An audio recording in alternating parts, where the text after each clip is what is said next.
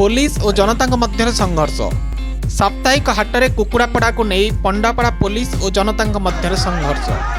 केन्दुझर जिला पंडापड़ा थाना निकटस्थ साप्ताहिक हाटरे बहु दिन धरी बेआईन बेधड़क भाव चली आसुला कुकुड़ापड़ा हेले बुधवार संध्यारे हठात पंडापड़ा पुलिस उक्त स्थान में सदल बड़े पहुंची जोर जबरदस्त हाटरे कुकुड़ापड़ा बंद करने को चेष्टा करथिले। लोकंक कुकुड़ा नहीं आसीबा कारण स्थानीय लोके विरोध करी पुलिस उपर को टेका पत्थर माड़ करथिले जेउथिरे पुलिस गाड़ी काच भांगिबा सह पंडापड़ा थाना अधिकारी आहत होइतिबा जणा पड़िछि।